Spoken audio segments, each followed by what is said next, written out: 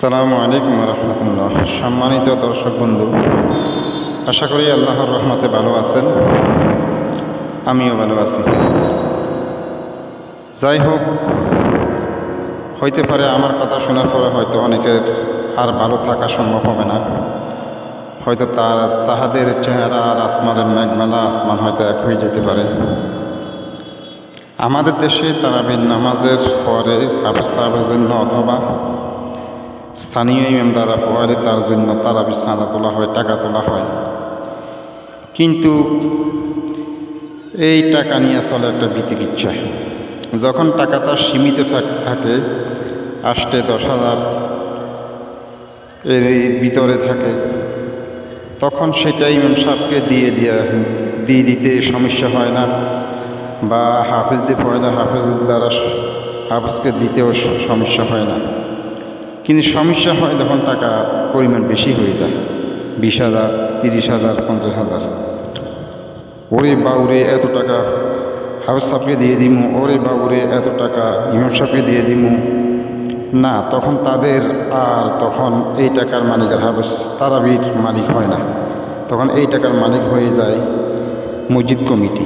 তারা মনের সাইডে যাই দিবে তাই, আর বাকিটা মসজিদের ক্যাশে অথবা মসজিদের টয়লেট ভাঙ্গা আসেনি সেটা মেরামত, ওজুখানা ভাঙ্গা আসেনি দরকার আসেনি সেখানে, অর্থাৎ মসজিদে যাবতীয় আশপাশ ঠিক করার পরে এবার এগুলি যাহা আছে এগুলি হলো তারা যিনি হয়েছে উনি মালিক। এটা হলো আমাদের দেশের প্রচলিত আমাদের মসজিদ কমিটিদের মন মানসিকতা। আসলে দেখেন তাদের মনটা কত ফাঁসান, তাদের মনটা কত ছোট। একজন ইমামে 20,000 টাকা খাই দেব, ওরে বাবুরে এত টাকা পাই দেব। এদের মনটা কত হিংসায় পরিপূর্ণ। এরা একজন ইমাম সাহেবের মাত্র একটা বছর পরে 20,000 টাকা খাইবে, 25,000 টাকা খাইবে, 15,000 টাকা খাইবে, এদের মনে সহ্য হইতেছে না। অথচ এদের অধীনে যে সমস্ত অফিস আদালত, সরকারি অফিস আদালত, এক একটার ঘুষের টাকা, এক একটা সুদের টাকা, দেখা গেছে এক একটা অফিসারের দৈনিক হয়তো হাজার টাকা ইনকাম হয়। ওদের প্রতি কোনো কোনো হিংসা নেই বা কোনো চিন্তা নেই। কিন্তু একটা বছর পরে একজন ইমামে, একজন হাফেজ হবে 15,000 টাকা পাই দিব, 20,000 টাকা পাই দিব, ওরে আল্লাহ গো।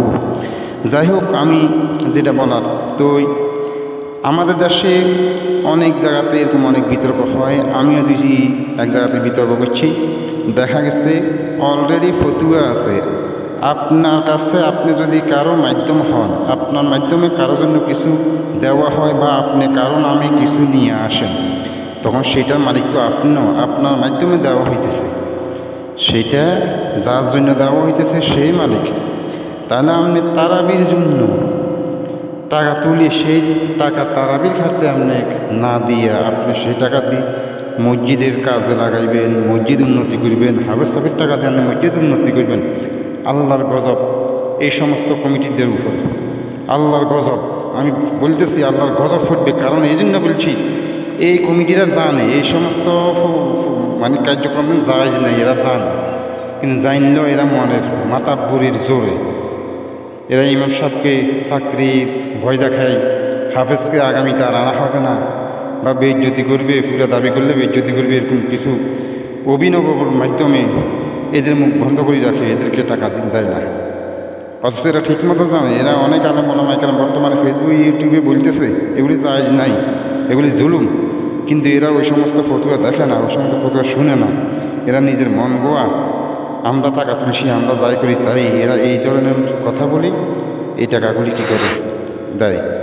সুতরাং এই সমস্ত অপকর্মে যে সমস্ত ব্যক্তিরা আছেন, আপনি কোনখান থেকে দেখতেছেন, আপনি কোন পদস্থ লোক, কোন পদস্থে আছেন আমি জানি না, তবে আমি বলবো যদি আপনার দ্বারা যে সমস্ত কাজ যদি হইয়া থাকে, আপনাকে তাদের অধিকার একদিন হলে দিতে হবে। তাদের অধিকার, তাদের দাবি থাকবে, হাফেজ সাহেবের দাবি বা স্থানীয় ইমামদের নামাজ পড়াইলে ইমাম সাহেবের দাবি।